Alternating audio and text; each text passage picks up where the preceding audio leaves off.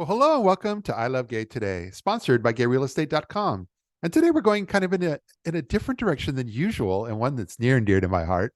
But we're here with Leo Cusimano from the Dallas Voice. How are you, Leo?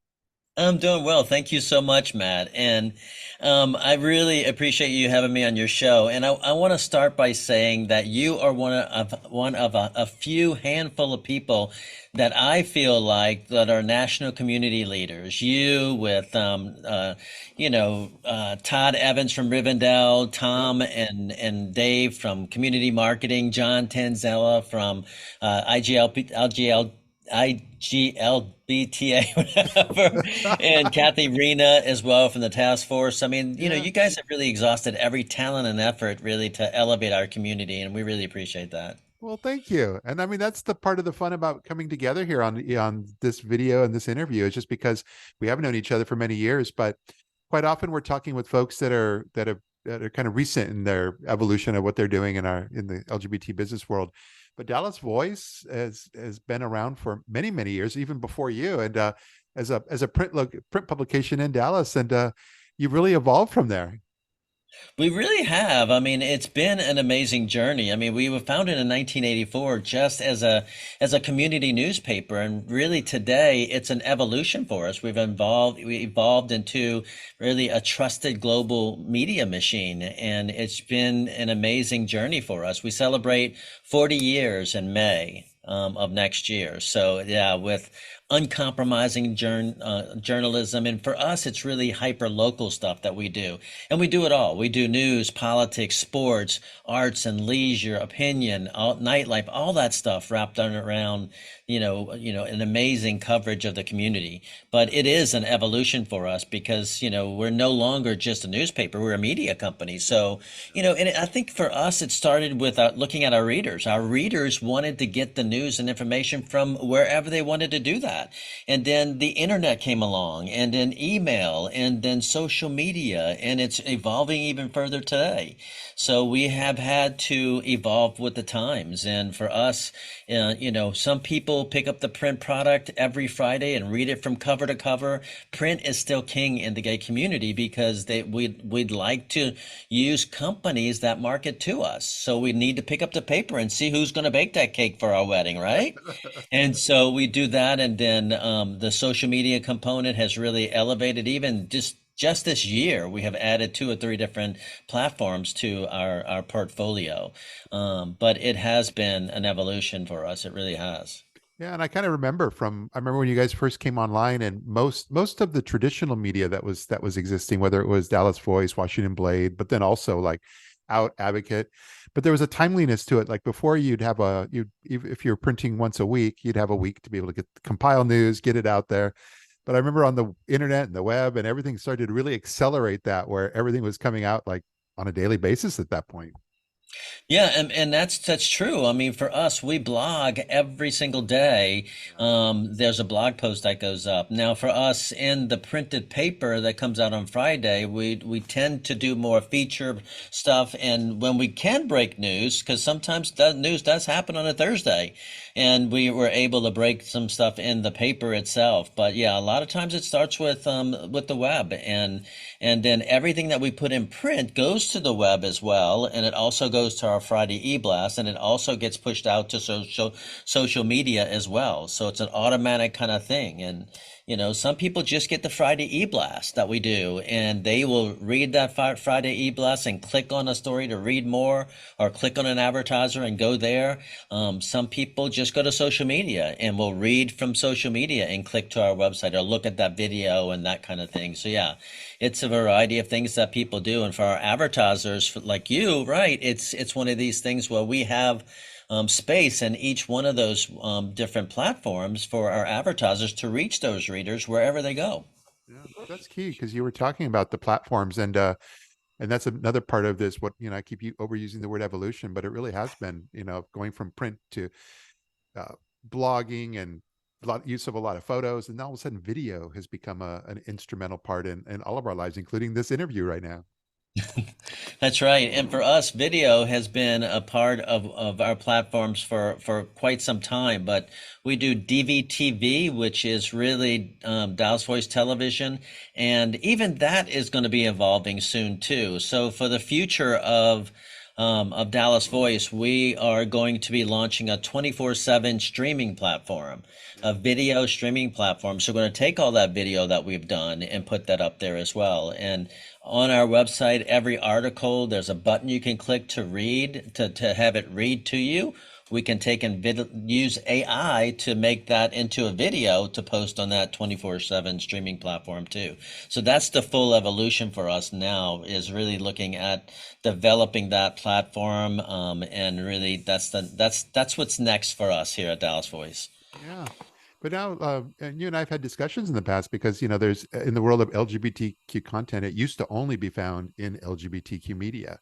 But nowadays, like Dallas Morning News or influencers that come into town and working with Dallas, visit Dallas, and even user generated content at Pride. But all of that content, and have you guys kind of found a successful way to navigate through all that? Well, to me, I feel like people today get their news from all over. Yeah. And so daily mass media, daily publications are having the most trouble. Niche media is actually doing well Yeah. because, the community has to go to our publications to get comprehensive, in-depth coverage, local coverage that they can't get elsewhere. And there's not a gay CNN out there. There's not a what gay national website that I can go to get that local news too. They have to come to Dallas Voice. Yeah. And so, that really helps us a lot. Now, Dallas Morning News here in Dallas, it's been really sparse in the beginning years ago. A lot of times we were defined as a community almost exclusively as HIV/AIDS. Yeah. Now the coverage today is a lot better, and it's not to say they don't have some talented LGBT journalists that know the community well, but they have to work on that platform. But yeah, it's a different thing than even for them. It is one of these things where it's an evolution. Yeah, but there's a lot of voices out there, and you guys have really seemed to have adapted and been able to kind of maintain a media brand as a key place for folks to come to. So, and that I think that's key. Yeah, I mean, for us, it is. We're in the fifth largest LGBT populated city in the country, and it's a very well, I tell people that the community here is very cohesive. And what I mean by that, if you go to a gay and lesbian chamber event or a black tie dinner or a life walk, you'll see as many women as you do men. And in other communities around the country, it's very segmented. But here in Dallas, we work really well together that way. But we have a lot of big stuff here. We have the biggest gay men's chorus in the country, the Turtle Creek Chorale, the biggest black tie dinner in the nation, and the biggest gay affirming church in the whole world is located here in Dallas. Yeah. And so, yeah, it's a pretty vibrant community. Um, I remember learning all that when some of the early press trips at Visit Dallas and Michael Doman used to put that's right. together that I would come out to, and I learned all about things are bigger in Dallas. That's right. That's so true. And we work really well with Visit Dallas. Visit Dallas is amazing, and they're a great partner of ours with Out North Texas. So we also do, on top of the things I mentioned, we also do Out North Texas, which is a glossy, full color magazine.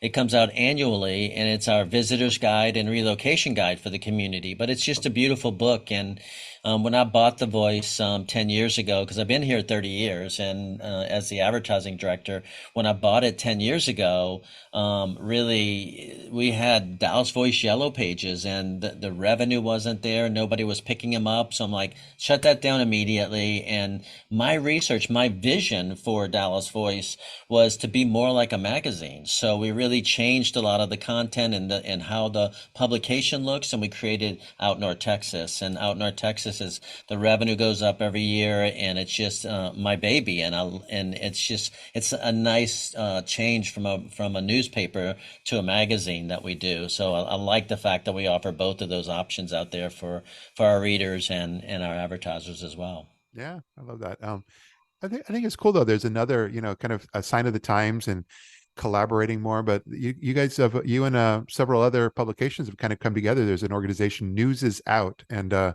know from the outside looking in, a big part of that is I'm starting to see stories and articles that are written in, like, say, Philly Gay News and by Dallas Voice, and I'm seeing them in other LGBT publications around the country.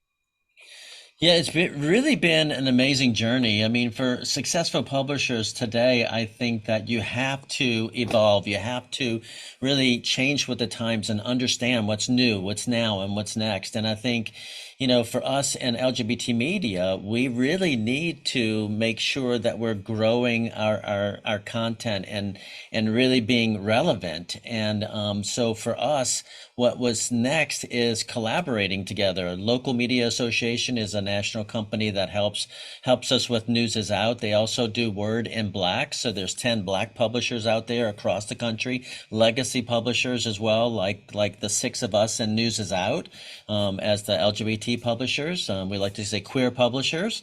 And it's been an amazing journey because it's allowed us to hire more staff and allow us to do stories on BIPOC and LGBT homeless youth, and stories that we can't always get to because of the manpower that we have. And so that's really helped us in that journey too. And it's elevated our revenue too. Today, it's a new revenue source for LGBT, for media, local media.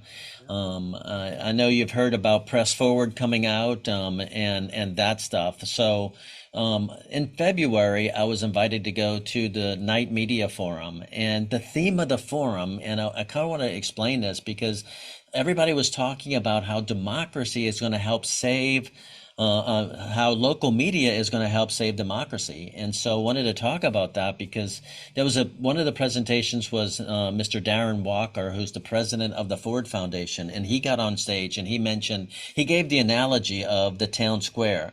And he said, today people are leaving the town square, and who are left are polarizing voices. These polarizing voices are getting people elected on both sides. Yeah. But we need more people to come together and get more people to the town square.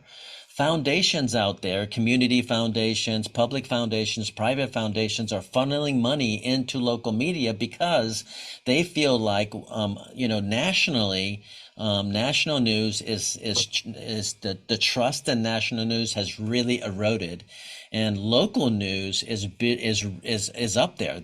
People trust the local news because it's their market, it's in their backyard, and so they trust the local news. And so these foundations feel like if we can funnel money into local media, our job is to inform, educate, and engage our community. Yeah. And a more informed, engaged community means you make better decisions at the ballot box, and we can get people to the town square. So Press Forward came out. It is 22 funders out there that have come together and pooled money together, and they've come up with $500 million worth of funding to fund local media over the next 5 years. And so that's going to be funneled into individual media companies, local media companies, but also these collaboration efforts that we do. And so News is Out, Word in Black, that kind of stuff. So this is really the next big thing for media. It's kind of a resurgence, a renaissance in LGBT and local media today because of this. So it's exciting. It's very exciting. I think so. Lastly, something came out. I just read it yesterday, actually. I don't know if you noticed, up in Seattle, Seattle Gay News, the publisher passed away, I think 2 or 3 years ago, and they have a new owner finally. And so Seattle Gay News, another local LGBT publication that's been around for a long time, has a new 50 resurgence years. on live. Yeah, 50 years, right. Yeah. And yeah, so that's been a big change up in Seattle because we belong to the National LGBT Media Association. There's 13 LGBT publishers or major markets, legacy publishers that across the country, and that organization. I'm the co-chair of that with Todd Evans, and Seattle Gay News was a new member of our group, and Okay. after the publisher died, and his daughter took control of the company, and I believe she sold it recently. Yeah. So I think that's the news that's out there now that Yeah. they have a new owner, Yeah. and we're excited to to know him at the National LGBT Media Association. We haven't met him yet. Yeah, no, I enjoyed reading all that, but it's very new. So the story just came out over the last day or so. But I felt like it Yeah. was one of those things that's exactly in the world that you're in. So but no, no, I think this is amazing, and it's kind of for folks that don't even know, this is kind of in some ways, you and I talking as a spinoff from we were in Dallas together at the Unleashed LGBT Expo or convention and conference, but we were there and we had some other panelists out on stage. But these discussions are very alive and well right now as far as folks trying to wrap their head around and understand where LGBT media is going. Yeah, I think you said it well. I mean, you said it's a renaissance, a resurgence, really, in media today, and it's exciting to see all these changes. I mean, I think we are still going to evolve and look at what's next for us, but we're going to be around for a long time. Yeah, Because, as long as there's a community, we will be relevant. Because people used to say, well, isn't the ultimate goal to be accepted and you won't need a gay paper or a gay bar or a gay restaurant? You could just go anywhere and just be accepted. Well, that's true, but in one aspect, but I think us as a community, I think we'll still always have that. We'll still have that essence of a community. And as long as they have that essence, we'll want to know what's happening specifically inside that community. yeah, And so gay papers, gay bars, gay restaurants, gay shops, all that stuff, the community itself will always be around in my book. So yeah. Well, good to hear. And really, I'm just glad that we were able to take a few moments to kind of take some of what some folks will listen to in panels and different conferences and be able to bring that story out here to the rest of our audience. that's right. That's right. I mean, you just got back from IGLTA, did you not? Yeah, same thing. It was it was their most successful conference, and it really brought a lot of people together from the destinations and media, hotels, all of it. And it was and they were what's great is that that's my favorite conference because it's highly engaged. People are really engaged with each other, professionally, personally, but also business. There's just a lot of business to be put together and had there. So Yeah, it I've was been there. Well, IGLTA. It's been in Dallas before as well, and we love yeah, that. Visit yeah, Dallas was there at the conference as well, yeah, and just love those guys. We have a great relationship with them. yeah. No, they were there Uh, in force. So lots of good things here happening here. So, but thanks so much for being here with me, and look forward to connecting with you again soon. you too, Matt. Thank you so much. And of course, my core value is gratitude. So I just want to say thank you. I really appreciate everything you do. Well, it's very mutual. So thanks again. And it Bye, feels Matt. good, so good.